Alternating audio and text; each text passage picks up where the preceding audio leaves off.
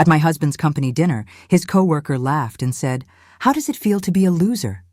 Your husband earns and you just sit at home." Everyone laughed, including my husband, except me. I smiled and asked the SEO, "How does it feel to know this loser owns 67% of your company?" The room went silent. His face turned pale. "How does it feel to be a loser?" William Blackwood asked me, his voice carrying across the Marriott ballroom as he swirled his scotch. "Your husband earns millions while you just sit at home arranging flowers." The laughter that followed wasn't nervous or polite. It was genuine, cruel, and unanimous. Even my husband, Richard, raised his champagne glass in amused agreement. 22 years of marriage, and this was the moment I decided to destroy them all. But I'm getting ahead of myself. Let me start with this morning when I was still playing the role of the perfect corporate wife, not knowing that by tonight I'd reveal I owned 67% of their precious company. Before we dive deeper, if you've ever been dismissed or undervalued despite your contributions, please consider subscribing. It's free and helps share these important stories. Now let's see what happens next. The alarm never woke Richard anymore. 3 snoozes every morning while I slipped out of bed at 5:30 a.m. to begin the elaborate ritual of maintaining his life. The kitchen was my first stop where I performed the daily magic of creating his perfect breakfast. Egg whites folded precisely, no trace of yolk. Whole grain toast golden brown but never burnt. Fresh orange juice pulp-free because he claimed it affected his digestion. 22 years of this routine, and I could do it blindfolded. "Karen, where's my Harvard tie?" Richard's voice boomed from upstairs at 6:45, right on schedule. He knew exactly where it was. 3rd drawer, left side, arranged by color, but asking me to fetch it reinforced something important to him. I was the retriever, the finder, the one who smoothed out life's minor inconveniences. I climbed the stairs with his coffee, 2 sugars, no cream in the Harvard Business School mug his mother bought him, and found him standing in his walk-in closet, surrounded by $40,000 worth of suits, looking helpless. "The red one?" I asked, already reaching for it. "You have the Morrison presentation today." "Actually, it's the Singapore merger finalization," he corrected, taking the coffee without a thank you. "But yes, the red one. Power color." He said it like I hadn't been tracking his calendar for 2 decades. Like I hadn't typed up his talking points last night while he watched golf. I tied the wins or not while he stood there checking his phone, scrolling through emails from people who actually mattered to him. "Don't wait up tonight," he said, adjusting the tie I just perfected. "Company dinner at the Marriott. Black dress would be appropriate." Appropriate. After 22 years, I'd become something that was either appropriate or inappropriate. Never just myself. Lunch with Mother at the country club was its own form of torture. She sat across from me at our usual table, the one overlooking the tennis courts where she'd once hoped I'd celebrate my own victories instead of my husband's. "Richard must be thrilled about the promotion," she said, though her tone suggested anything but thrill. "Senior vice president, your father would have been impressed." My father would have been devastated, actually. He'd sent me to Collier Business School. He'd celebrated when Goldman Sachs offered me that analyst position. He'd believed I'd conquer Wall Street, not become a suburban housewife whose greatest achievement was remembering her husband's coffee order. "You look tired, dear," Mother continued, studying my face with that surgical precision Mother's perfect over decades. "Are you taking those vitamins I recommended?" "I'm fine, Mother. You used to say that when you were struggling at Columbia too, right before you quit." She set down her fork, her Caesar salad barely touched. "For him, I didn't quit. I made a choice." "Yes, and look where that choice led you." She gestured vaguely at my St. John's suit, my pearl earrings, my entire existence. "Playing dress-up for his colleagues while your brain rots in that big house."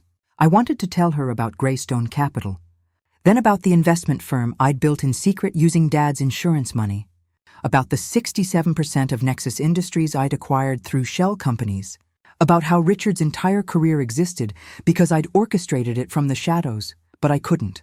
Not yet. The afternoon disappeared in preparation for tonight's dinner. Hair salon at 2, where they covered the gray that Richard pretended not to notice. Manicure at 3:30, neutral pink because anything else was trying too hard. Home by 4:45 to select the black dress he'd already chosen for me. My phone buzzed as I was applying makeup. Victoria Lawson, my attorney, and the only person who knew my secret. Greystone quarterly reports attached. Your portfolio exceeded projections by 47%. You now control enough shares to replace the entire board if needed. I deleted the message immediately, a habit formed from years of hiding my true self. Richard thought I spent my days at charity luncheons and book clubs.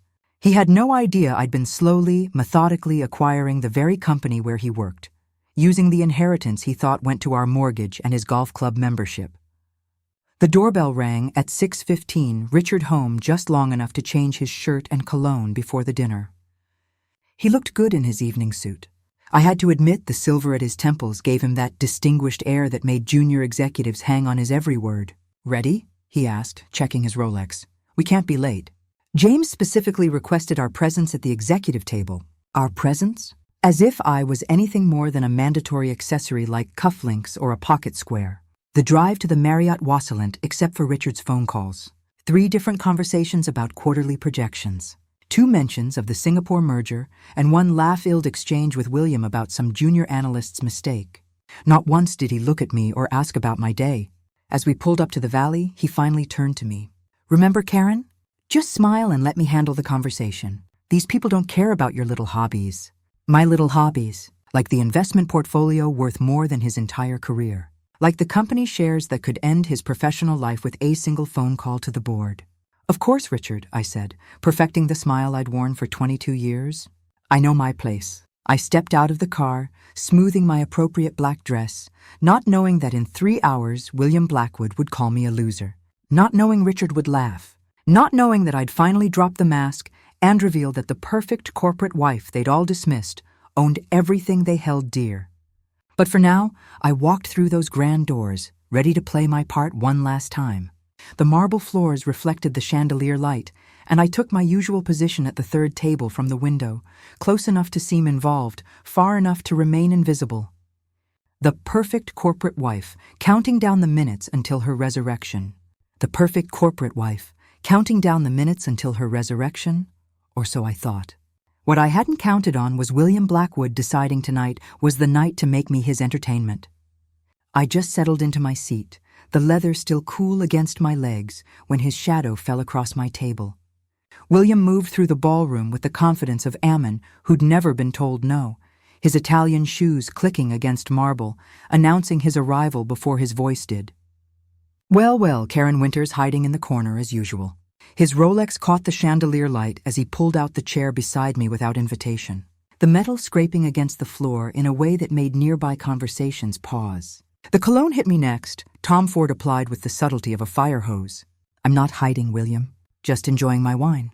"Of course you are," has signaled the waiter for another scotch, then turned his full attention to me, eyes scanning like he was appraising real estate. "Richard tells me you keep yourself busy these days. What is it you do exactly? Pilates? Maybe some charity work?" The condescension dripped from every word. This was William's favorite game, finding the wives at these dinners and dissecting their lives for sport. Last quarter's dinner, he'd reduced Tom Bradley's wife to tears, asking about her little pottery hobby. "I manage our investments," I said, keeping my voice level. His eyebrows shot up in mock surprise. "Investments? You mean like choosing between mutual funds at the bank?" He laughed, the sound sharp and grating. "That's adorable. Richard's lucky to have someone managing the household finances. Very traditional." "Actually, I studied finance at Columbia before." "Columbia!" he interrupted, his voice rising so the adjacent tables could hear. "No kidding. And you used that Ivy League education for what exactly?" "Clipping coupons. Planning the grocery budget." Eleanor Harrison turned in her seat 2 tables over, suddenly interested in our conversation. Her husband, James, the CEO, glanced our way with mild curiosity. The ripple effect had begun. William's voice was better than a dinner bell for attracting attention. "Tell me, Karen," he continued, swirling his scotch, the ice cubes clicking like dice in a casino. "What's it like? I'm genuinely curious. You wake up every morning in that beautiful Westchester house, paid for by Richard, of course, and then what? Yoga class, book club with the other wives. William, I don't think." But he was already standing, his voice projecting across the ballroom like he was giving a presentation. "Ladies and gentlemen, I'm conducting important research here." The room's attention shifted toward us like flowers following the sun. Conversations died mid-sentence. Even the waiters slowed their movements, sensing drama. "I'm trying to understand the modern housewife experience," William announced, gesturing toward me with his glass. Amber liquid threatening to spill. Take Karen here. Colia educated, presumably intelligent, and she's chosen to what's the phrase? Lean out, opt out. Patricia Richards' secretary had her phone out now, probably recording. 2 junior executives at the bar had turned completely around on their stools to watch. The question is, William continued his theatrical performance, reaching its crescendo. How does it feel to be a loser? The word landed in the sudden silence like a judge's gavel. I mean, seriously, he pressed on, feeding off the nervous laughter beginning to bubble up from various tables. Your husband earns millions. He's closing deals that reshape entire markets. He's building an empire. And he just what? Arrange flowers, plan dinner parties, wait for him to come home and tell you about the real world. The laughter wasn't nervous anymore. It rolled through the ballroom in waves. Genuine, cruel, unanimous. James Harrison actually raised his bourbon in a mock toast. Eleanor's smirk was visible from across the room, her diamonds catching light as she leaned toward another wife to whisper something that made them both giggle. But none of that compared to what happened next. I turned toward Richard, my vision tunneling as I searched for my husband's face in the crowd. He'd defend me, he had to.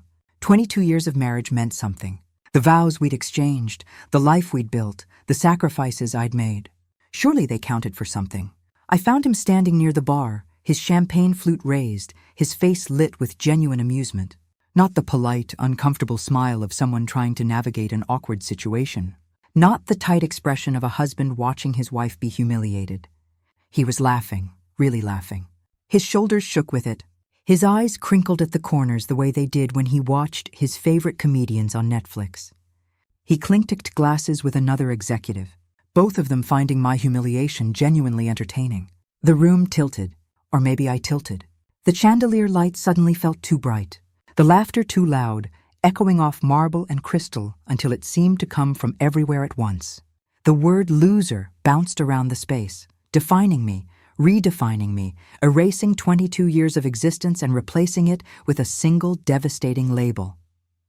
I thought about the 2 miscarriages Richard never knew about. The first happened while he was in Tokyo closing a deal. I'd bled alone in our bedroom, too afraid to call him and disrupt his meetings. The second occurred during his Singapore merger. I'd driven myself to the hospital, told the nurses my husband was traveling for business, held my own hand through the pain. I thought about the nights I'd spent alone in our king-sized bed while he entertained clients, the birthdays he'd missed, the anniversary dinner scannelled for emergency board meetings. The slow disappearance of the woman I'd been at Columbia dissolved into the role of Richard's supporting cast. William was still talking, his voice distant now like hearing someone through water. Maybe we should start a reality show. Real Housewives of Failed Ambitions. More laughter. Richard's the loudest of all. My hands had been shaking, but they stopped. My heart had been racing, but it slowed. Something inside me, something I'd buried under years of appropriate dresses and neutral nail polish, suddenly cracked open. The wine glass was still in my hand. I set it down with deliberate precision, the base meeting the table with a soft click. My wedding ring, 3 carats chosen by Richard's mother, caught the light as I released the stem. For 22 years I'd been afraid of disrupting Richard's career. Afraid of embarrassing him, afraid of being too much, too loud, too visible.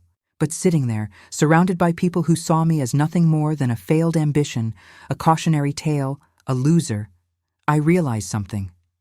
I wasn't afraid anymore.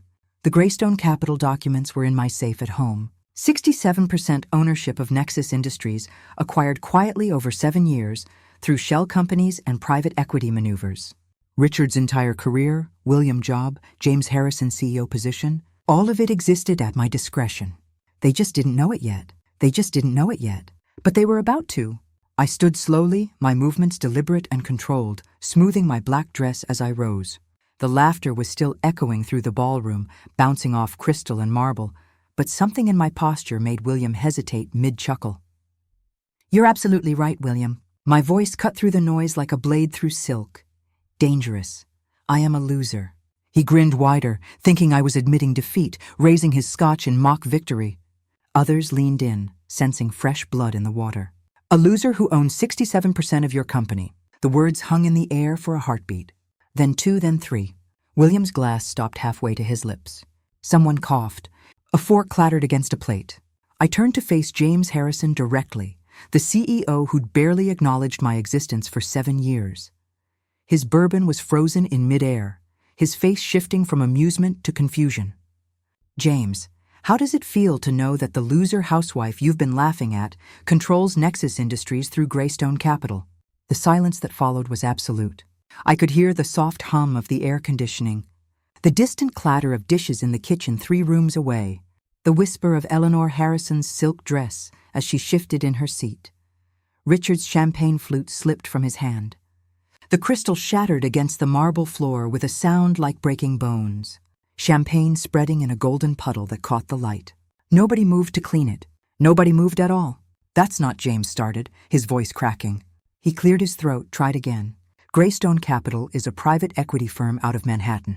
We've never met the principals. No, I agreed, walking closer to his table, my heels clicking with each step. You haven't. You've met their representative.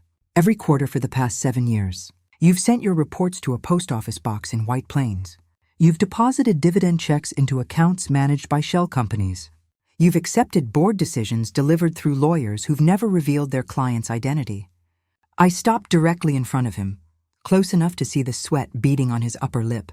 7 years ago, Nexus was 48 hours from bankruptcy. My voice carried across the silent ballroom, reaching every corner, every ear.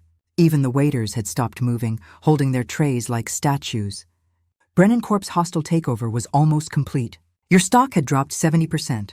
3 major clients had pulled their contracts. The board was meeting every 6 hours trying to find a miracle. James' hands were shaking now, bourbon trembling in his glass. Then Greystone Capital appeared. A bailout offer that seemed too good to be true. $40 million in immediate capital. Restructuring of all debt, new credit lines. The only cost was majority ownership, 67% to be exact. I pulled my phone from my purse, opened an encrypted file, and set it on James's table. The Greystone Capital letterhead was clearly visible along with my signature as managing director. My money, my terms, my control. Patricia had her phone out recording everything. 2 executives near the bar were frantically texting, probably their lawyers. William still hadn't moved, hadn't blinked, his scotch suspended in space like he'd been frozen in amber. Every major decision for the past 7 years, I continued, my voice gaining strength with each word. Every executive hire, every bonus package, every strategic pivot, they all required approval from Greystone, from me. I turned to look at Richard, who was standing in a puddle of champagne, his face the color of old paper, including your promotion to Senior Vice President, Richard. The board wanted to go with outside talent, but Greystone insisted on promoting internally. I insisted. They thought you deserved the chance to prove yourself. His mouth opened, closed, opened again. No sound came out. The Singapore merger that made your career? Greystone provided the bridge financing. The Morrison account you're so proud of. I played golf with Morrison myself to seal that deal. You just presented the paperwork I'd already negotiated. Karen, what? How is this? Richard's voice was barely a whisper. His executive confidence shattered like the champagne flute at his feet. The Greystone deal saved my career. I was promoted because of that merger. I thought it was a Wall Street firm, a consortium of investors. It was one investor. I said, your wife, the loser who sits at home arranging flowers. James Harrison was fumbling for his phone now, his fingers clumsy with panic. This has to be verified. Legal needs to call them, I said calmly. Call your head counsel. Ask him about the emergency board meeting Tuesday. He received the notice an hour ago. James's face went from red to white as someone answered his call. He turned away, whispering urgently, but we could all hear the response through the phone speaker. Yes, sir. Greystone Capital. They've called an emergency meeting. They have the votes to replace the entire board if they want. William finally found his voice, though it came out strangled. This is impossible. You're just a housewife. You don't even work. I work, I said, turning to face him. I've been working every day for 7 years, building positions, acquiring shares through secondary markets, managing a portfolio worth $800 million. I just did it from my home office while you thought I was at book club.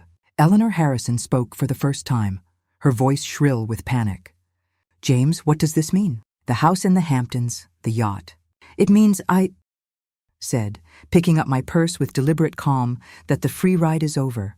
I looked around the room at the faces that had been laughing at me minutes ago. They weren't laughing now. They looked like passengers who just realized their captain had abandoned ship. "Enjoy the rest of your dinner," I said, adjusting my purse strap.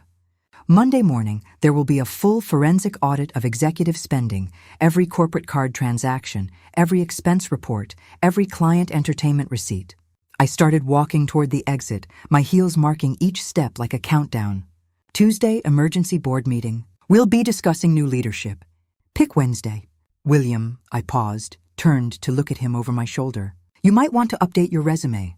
That trip to Vegas last month on the company jet.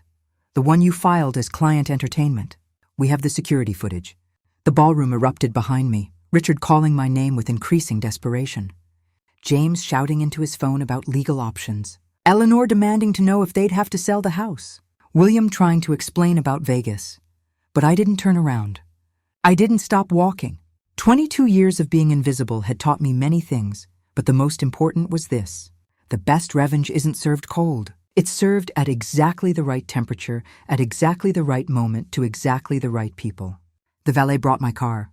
The Tesla Richard didn't know I owned, and I drove away from the Marriott, leaving my old life in pieces on the marble floor. Behind me, in that ballroom, the kingdom built on my money was already beginning to crumble. The Tesla's autopilot guided me home through empty streets while my phone blazed with notifications. 17 missed calls from Richard, 3 from James Harrison, and Doan from a number I didn't recognize that was probably William. I turned the phone to silent and watched the city lights blur past, feeling something I hadn't experienced in decades. Control. The house was dark when I pulled into the garage at 11:47 p.m. No lights except for the thin yellow line under Richard's study door. He'd beaten me home somehow, probably broke every traffic law in Connecticut to get here first. I made myself a cup of tea. Not the chamomile Richard bought in bulk, but the expensive oolong I kept hidden behind the flower container, and climbed the stairs to bed. The sound of papers rustling and keyboards clicking from the study followed me all night. At 6:00 a.m., I found him exactly where I knew he'd be, surrounded by a hurricane of financial documents. 3 laptops open to different shareholder databases, his usually perfect hair standing at angles that defied physics. Empty coffee cups formed a defensive perimeter around his desk. His Brooks Brothers shirt was untucked, unbuttoned, and had what looked like mustard stains from a gas station sandwich. "We need to talk."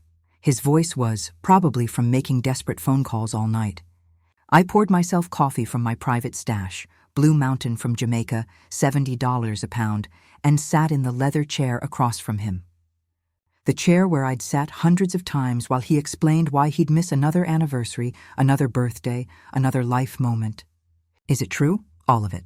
I took a long sip, savoring the rich flavor I denied myself whenever he was around.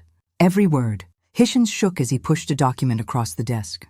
A printout from the SEC database showing Greystone Capital's controlling stake in Nexus Industries. "Why didn't you tell me, Karen? We could have been a power couple. We could have run the company together. Think of what we could have accomplished if I'd known." The laugh escaped before I could stop it, sharp and bitter as black coffee together. "Richard, you told your golf buddies I dabble in investments like it was a cute hobby. You introduced me at last year's Christmas party as someone who used to have career ambitions before she found her true calling as a wife." He flinched, but pressed on, his desperation overriding his shame. "That was just talk? You know how those guys are." I had to maintain an image. An image of what? A successful man with a decorative wife. A breadwinner with a dependent. "Tell me, Richard, in this fantasy where we run Nexus together, would I still be making your breakfast every morning at 5:30? The doorbell rang at exactly 9:08 a.m., saving him from answering. Victoria Lawson stood on my doorstep with 3 associates, all carrying bankers' boxes and looking like a legal SWAT team. "Good morning, Karen. Ready to change some lives?" I led them to my home office. The room Richard thought contained my scrapbooking supplies. His jaw dropped as Victoria's team transformed it into a war room, covering every surface with documents, laptops, and evidence boxes. "The forensic audit is complete," Victoria announced, spreading reports across my desk like tarot cards revealing corporate futures. "It's worse than we thought." She pulled up security footage on her laptop. William boarding the company jet with 2 women who were definitely not clients. Timestamp showing a Wednesday afternoon when he was supposedly in budget meetings. 17 trips to Vegas in the past year, All expensed as client entertainment. Total damage, $450,000. The next file showed James Harrison's brother-in-law's consulting firm. $3 million in contracts for services that were never rendered. The company doesn't even have an office. It's registered to a residential address in Jersey. More documents, more corruption. 7 years of executives treating Nexus like their personal piggy bank while I remained silent in the shadows. We can destroy them all, Victoria said, her eyes gleaming with legal bloodlust. The question is, how much damage do you want to inflict? I thought about 22 years of being introduced as Richard's better half, as if I wasn't a whole person. 22 years of having my opinions dismissed, my intelligence undermined, my existence reduced to an accessory. All of it. I want them to feel what it's like to lose everything they thought defined them. Richard was hovering in the doorway, his face gray as old newspaper.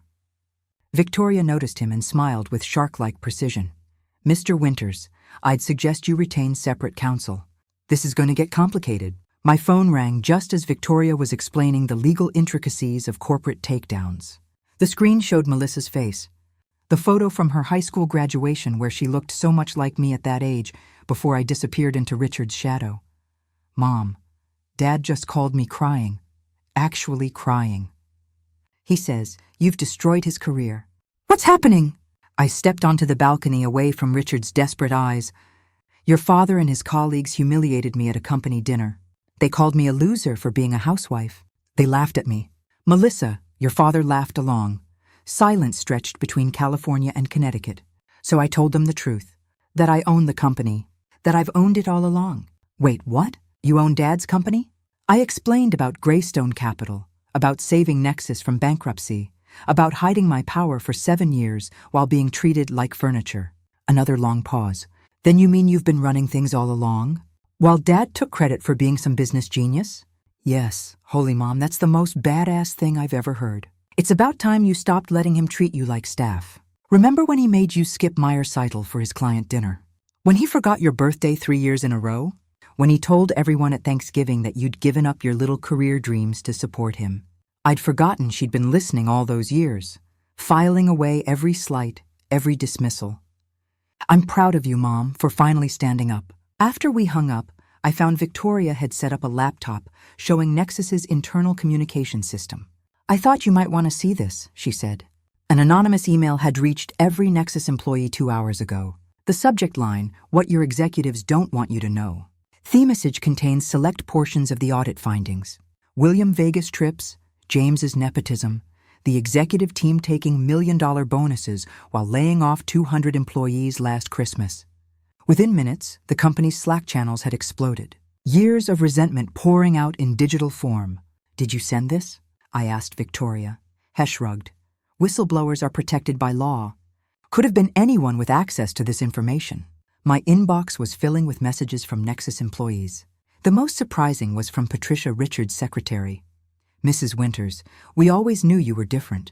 You remembered our names? You asked about our families. You treated us like people, not servants. Thank you for finally holding them accountable. More messages flooded in. Stories of harassment ignored by HR. Qualified women passed over for promotions. Executives taking credit for their subordinates' work. The revolution I started had found its own momentum, fueled by years of accumulated injustice. Richard stood in the doorway, watching his world crumble in real time on multiple screens. You planned this, he whispered. You've been planning this for years. No, Richard, I've been surviving for years. The planning started last night when you laughed, while they called me a loser. You planned this, he whispered. You've been planning this for years. No, Richard, I've been surviving for years. The planning started last night when you laughed while they called me a loser.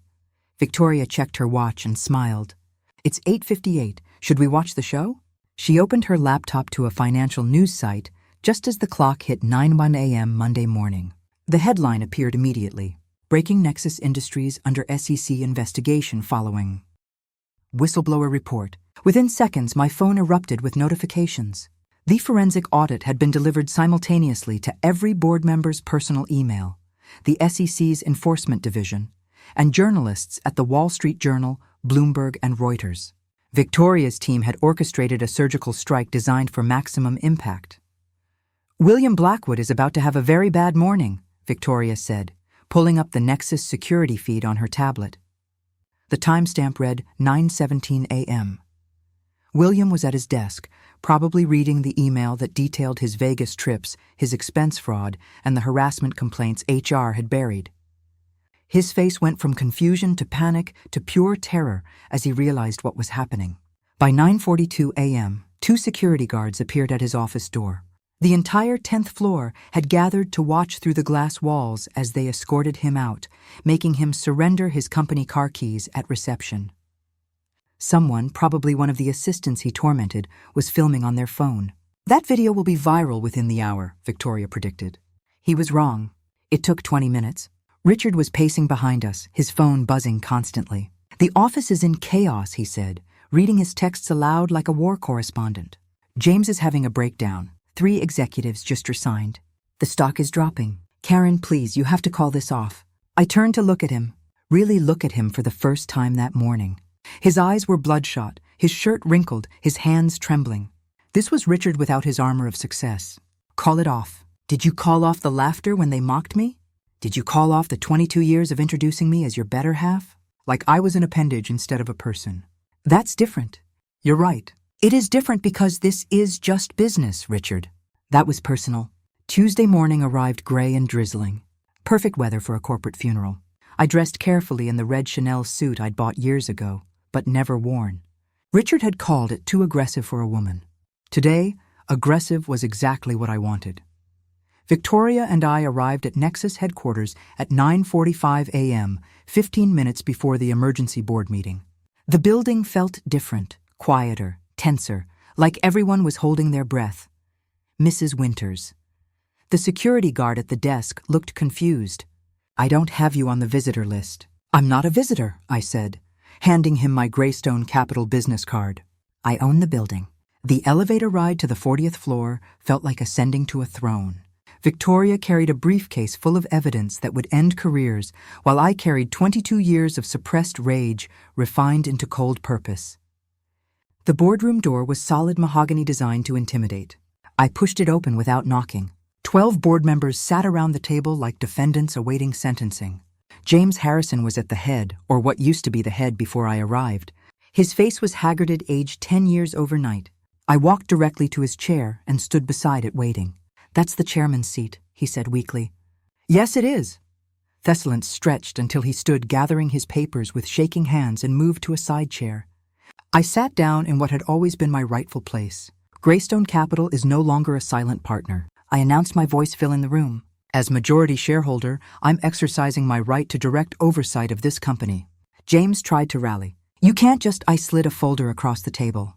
The thud echoed in the silence. Embezzlement, fraud, breach of fiduciary duty. Your brother-in-law's fake consulting firm. The condo in Miami you bought with company funds.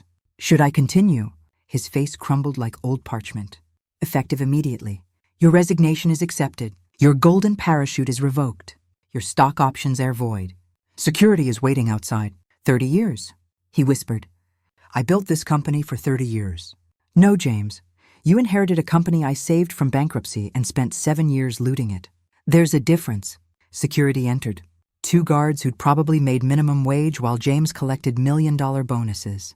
The poetry of it wasn't lost on anyone as they escorted him out. Now, I continued, turning to the remaining board members, let's discuss new leadership. We should conduct a search, one ventured. Hire a firm, evaluate candidates. No need. Dr. Amelia Foster will serve as CEO effective immediately. The room erupted in protests. She's just an operations manager. We need someone with CEO experience. The shareholders will revolt. I am the shareholders, I reminded them. And Dr. Foster has been essentially running this company for 5 years while you gentlemen played golf. The door opened and Amelia entered. She wore a simple navy suit, but carried herself like she owned the world, which in a way she was about to. Behind her, 2 assistants wheeled in presentation boards. Gentlemen, she began, her voice steady and confident. And Mrs. Winters, this restructuring plan will save Nexus $50 million annually while protecting every single non-executive job. She walked them through her vision. Cutting executive perks, not workers. Investing in innovation, not yacht club memberships. Promoting based on merit, not connections. This is what competence looks like, I said when she finished. You've just forgotten because you've been promoting based on golf handicaps instead of ability. That evening, I found Richard in our kitchen, staring at his phone like it held his death warrant. In a way, it did. Brennan Corp offered me a position, he said, without looking up. Entry-level business development. 53 years old, and they want me to start over as an account coordinator. The same position he'd held at 25. The same position he'd mocked others for still having at 40. They know I'm toxic now. Everyone knows my own wife didn't trust me enough to tell me the truth. They think I'm either an idiot who didn't know his wife owned his company, or a fraud who knew and lied about it. The irony was perfect, served at exactly the right temperature. How does it feel? I asked, pouring myself a glass of wine. The good stuff, no longer hidden. To have your entire professional worth reduced to your relationship with your spouse. To be defined not by your achievements, but by who you married. He looked up at me then, and for the first time in 22 years, I saw understanding in his eyes. He looked up at me then, and for the first time in 22 years, I saw understanding in his eyes. But understanding and redemption are different currencies, and his account was overdrawn. The doorbell rang at 7 a.m. Wednesday morning, sharp and insistent. Richard was still in bed. He'd been sleeping in the guest room since Monday, and I was sitting in my office reviewing Amelia's transition plans for Nexus. Mother stood on my doorstep, her silver hair perfectly coiffed despite the early hour, wearing the pearls father gave her for their 30th anniversary. She never visited without calling first. Never. The whole country club knows, she said, stepping past me into the foyer. Eleanor Harrison was there yesterday crying into her mimosa about losing their house. Margaret Blackwood has already unfriended me on Facebook as if William Vegas trips were somehow my fault. I led her to my office, expecting the lecture about proper behavior, about not making scenes, about maintaining dignity even when wronged. That was Mother's way. Suffer beautifully, never messily. Instead, she sat down carefully in Victoria's chair and pulled a worn manila folder from her purse. Her hands trembled slightly as she opened it. Do you know what these are? I looked closer. My Columbia transcripts showing a 3.9 GPA. The acceptance letter to Harvard Business School that I turned down. The job offer from Goldman Sachs. Analyst position, starting salary. That would be impressive even today. You kept these? 23 years, Karen. I've carried these for 23 years, waiting for you to remember who you were before him. She spread the papers across my desk, each one a ghost of the life I'd abandoned. You were brilliant.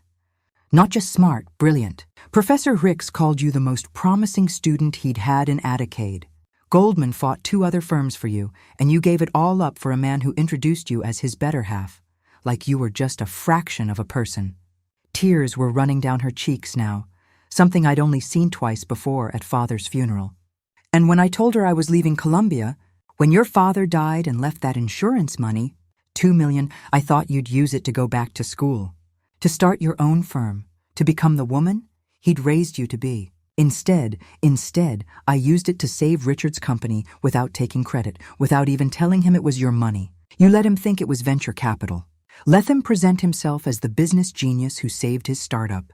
He grabbed my hand, her grip surprisingly strong. But I'm proud of you now, Karen, for finally fighting back. Your father would be too. We sat there in silence. 2 generations of women who'd been taught to be supportive rather than supported, to be silent rather than seen. Thursday evening, Richard knocked on my office door. The first time he'd ever done that. He was holding a manila envelope and wearing the gray suit I'd bought him for our 20th anniversary. It hung loose on him now. He'd lost weight in the past 4 days. Can we talk? I gestured to the chair, but he remained standing, shifting from foot to foot like a schoolboy called to the principal's office. I've had divorce papers drawn up, he said, placing the envelope on my desk. I'm not contesting anything. You can have it all. The house, the cars, our entire joint portfolio. How generous of you to give me things I paid for. Hef flinched, but continued. I need something, Karen. Some dignity. Maybe a consultant position at Nexus. A reference letter saying I left for personal reasons. Something that doesn't make me look like a complete failure. I studied this man I'd once loved enough to sacrifice everything for. His shoulders, once broad with confidence, now curved inward. His hands, which used to gesture grandly when telling his stories, hung limp at his sides. You want dignity? I asked. Where was my dignity when you laughed as William called me a loser? Where was it when you told people I dabbled in investments? When you introduced me as someone who used to have career ambitions? That was different. You're right.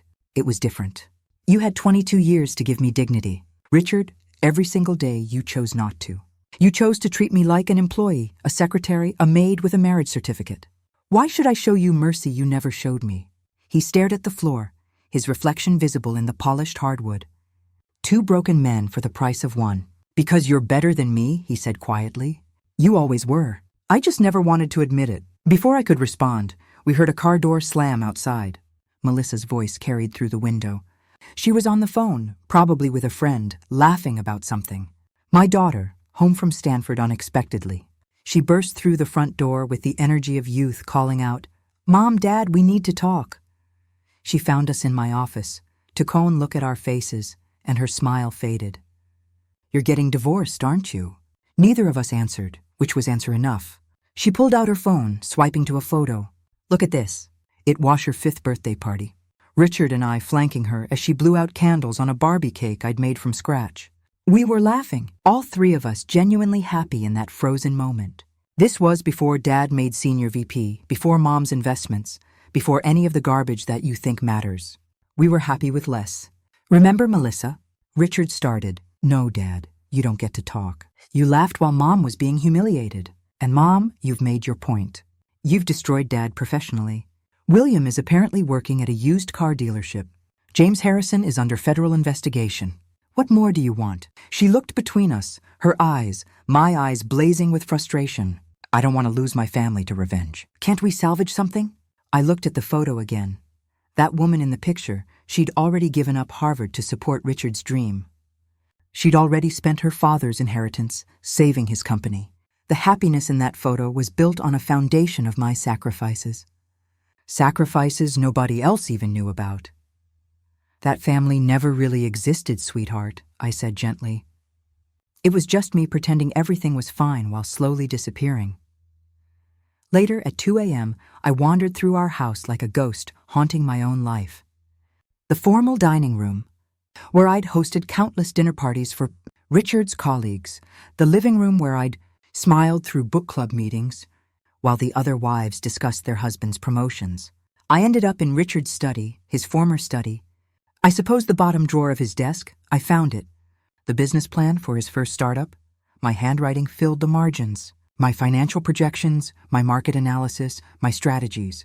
The cover page read, "Winters Innovations, a business proposal by Richard Winters." Not by Karen and Richard Winters. Not with contributions from Karen Winters. Just Richard taking credit for my mind while I took credit for keeping his house. I poured a glass of his 30-year-old Macallan, the bottle he'd been saving for a special occasion, and raised it to the empty room to the invisible woman who's finally been seen. The whiskey burned, but not as much as the truth. I'd won everything and lost everything simultaneously. The victory tasted like ashes, expensive ashes, but ashes nonetheless. The whiskey burned, but not as much as the truth. I'd won everything and lost everything simultaneously.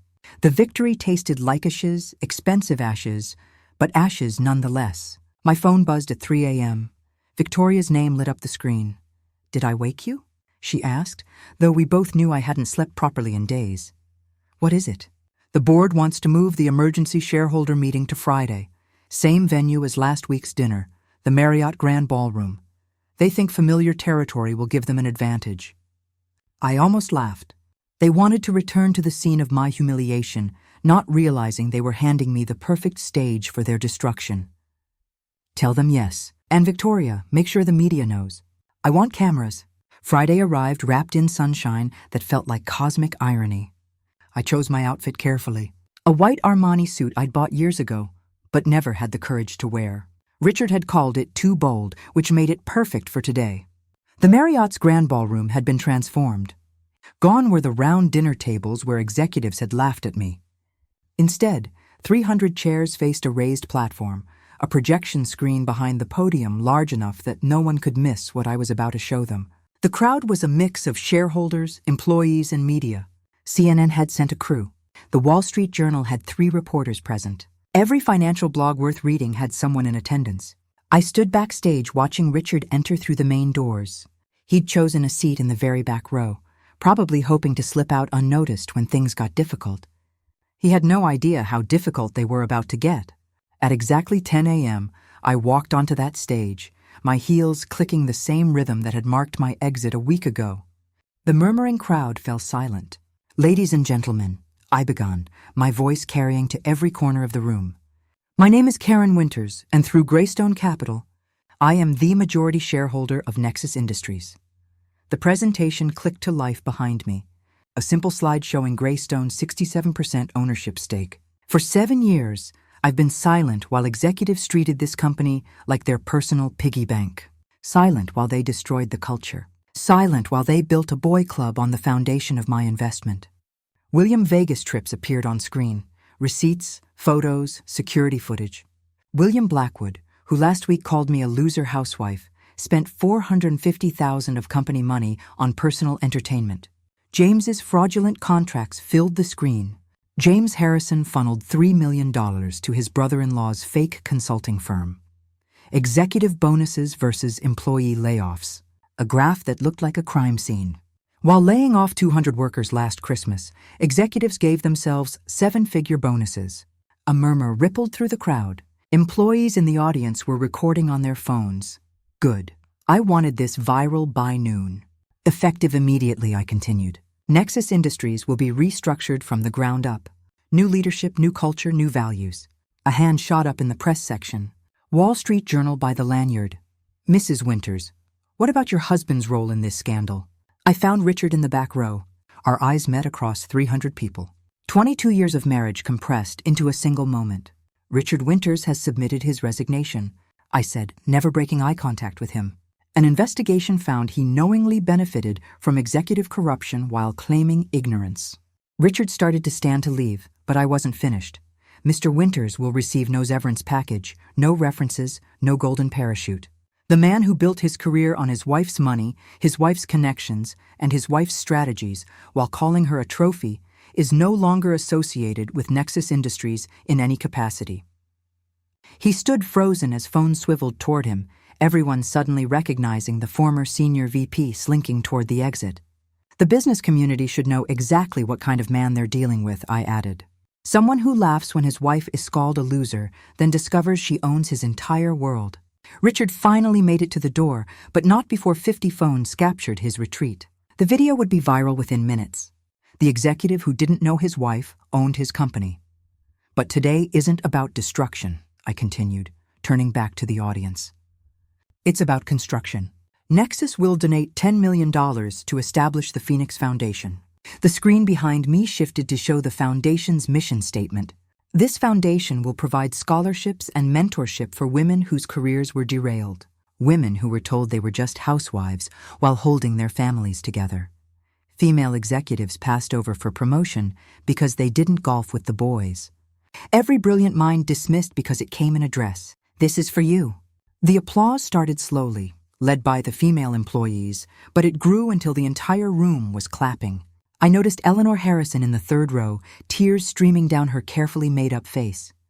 She'd been James's wife for 35 years, invisible at every company function, introduced as James's better half, just like I'd been Richard's.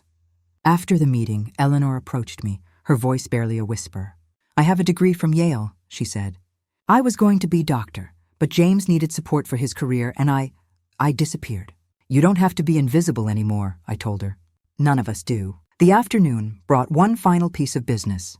Security footage of William Vegas' adventures had mysteriously appeared on every major news outlet's desk. Timsy had it online within an hour, but the real destruction came from the email trail Victoria had uncovered. William planning to sabotage female colleagues, including detailed strategies to undermine Amelia Foster's projects. By 6 p.m., his LinkedIn profile was a disaster zone. Women he'd harassed over the years found courage in numbers, sharing their stories in the comments. Former colleagues detailed his bullying. One brave intern posted screenshots of inappropriate messages he'd sent her. At midnight, my phone buzzed with a text from an unknown number. I knew it was William. "You've destroyed my life." I typed back carefully. "No, William. I've revealed it. There's a difference." I set down my phone and walked to the window overlooking the city. Somewhere out there, Richard was learning to be nobody special. William was discovering what it meant to be truly seen. James was probably consulting with lawyers who couldn't help him. And I was finally, after 22 years, visible. The white suit hung in my closet, still pristine despite the day's battles. Tomorrow I'd wear something else, be someone else. Not Richard's wife, not even Greystone Capital's owner, just Karen Winters, whoever that turned out to be. The city lights twinkled below like earthbound stars, each one representing someone's dream, someone's struggle, someone's triumph. Tonight, for the first time in decades, one of those lights was mine. The city lights twinkled below like earthbound stars, each one representing someone's dream, someone's struggle, someone's triumph. Tonight, for the first time in decades, one of those lights was mine. 6 months passed in a blur of corporate restructuring and personal reconstruction. October arrived with its familiar chill, and I found myself standing in the transformed headquarters of Nexus Industries, barely recognizing the place where Richard had spent more time than he'd ever spent at home. Amelia met me at reception, her CEO confidence radiating from every gesture. 40% profit increase, she said without preamble, leading me through halls that hummed with different energy. And we did it while implementing 6 months of paid family leave. The executive floor had been gutted and rebuilt. Gone were the dark wood panels and portraits of white-haired men in suits. The walls now showcased the company's actual builders. The engineer from Mumbai who revolutionized their supply chain. The single mother from Detroit who designed their best-selling product. The former refugee from Syria who transformed their customer service. James's old office, I asked. Nursing room for new mothers. We have 14 employees using it regularly. Amelia smiled. His mahogany desk makes an excellent changing table. The old executive dining room had been converted into an open cafeteria where everyone ate together. No more segregation by salary level. I watched a junior developer sitting with the CFO, both eating the same subsidized lunch, discussing something that made them both laugh. "You did this," Amelia said, handing me a folder thick with letters. "These are from employees. They wanted to thank you for saving their jobs, for changing the culture, for giving them hope." I opened one at random. "Mrs. Winters, I've worked here for 15 years. For the first time, I feel valued. My ideas matter. My voice is heard. Thank you for burning down the old boys club so we could build something better." I just lit the match. I said, "You built this." Spring brought Melissa's graduation from Stanford. I arrived early, claiming a seat in the 3rd row, close enough to see her face when she walked across that stage. The crowd filled in around me. Proud parents, grandparents, with cameras, siblings looking bored. Then I saw him.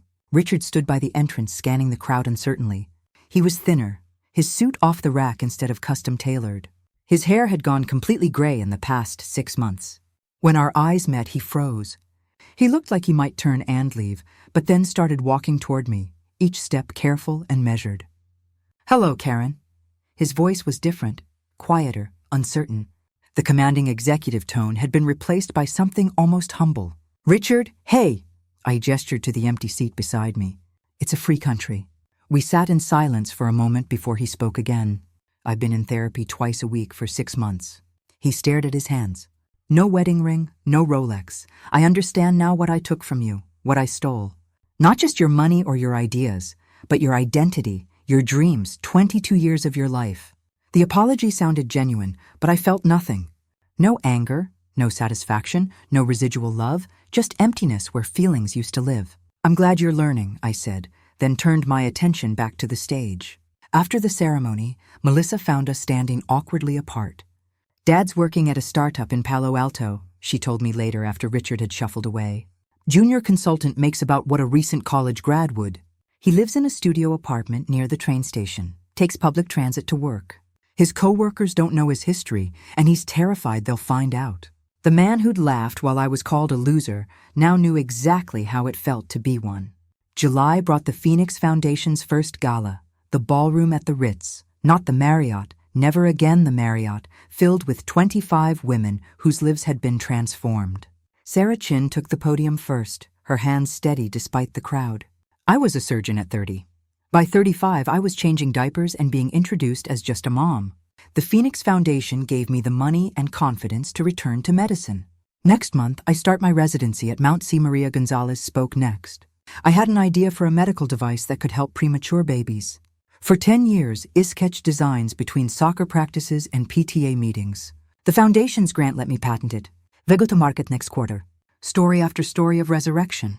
Women who'd been buried under other people's ambitions, finally digging their way back to the surface. "You gave us permission to exist again," Sarah told me afterward. "To be more than someone's wife or mother. To remember we had dreams before we had families." Their success was my real revenge. Not destroying Richard, but building something from the ashes of my own sacrificed dreams. August found me alone in my Westchester mansion at 2:00 a.m., unable to sleep. The house felt too big, too empty, too quiet. Richard had taken nothing in the divorce, signed everything over without argument. Melissa was starting her own journey ATA tech firm in Seattle. I walked through rooms that echoed with absence. The formal dining room where we'd hosted countless dinner parties. All Richard's colleagues, never my friends. The living room where I'd smiled through book clubs with wives who now crossed the street to avoid me. The women from the country club had made their position clear. I was dangerous. A cautionary tale whispered over champagne. "Remember Richard Winter's wife? She owned everything all along. Destroyed him completely. They say William Blackwood delivers pizzas now." I poured myself wine. The 2015 Chateau Margaux I'd been saving for a special occasion that never came, and stood at the window overlooking my garden. The roses needed pruning. The fountain Richard had installed for our 20th anniversary gurgled softly in the darkness. I was 62 years old, wealthy beyond imagination, powerful beyond measure, and utterly alone. The friends who'd filled this house had been Richard's friends.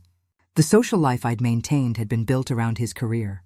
Without him, without the role of corporate wife, I was untethered, floating in space I'd claimed, but didn't know how to inhabit. My phone sat silent on the counter. No one called anymore except Victoria about legal matters and Melissa to check if I was eating. The women I'd for 2 decades now feared me. The executives who'd laughed at me now avoided me. I'd won every battle but lost the war for human connection. Still, as dawn broke over Westchester, painting my empty mansion in shades of gold and possibility, I thought about that night at the Marriott, William calling me a loser, Richard's laughter mixing with champagne bubbles and chandelier light. The moment I decided to stop being invisible, the price of visibility was isolation. The cost of revenge was loneliness. But as I raised my glass to the sunrise, toasting another day of freedom, I knew the truth. I'd do it all again because being feared and alone was still better than being loved and invisible. If this story of corporate revenge had you on the edge of your seat, hit that like button right now. My favorite part was when Karen revealed she owned 67% of the company while they were still laughing at her. What was your favorite moment? Drop it in the comments below. Don't miss more thrilling stories like this. Subscribe and hit that notification bell so you never miss an upload.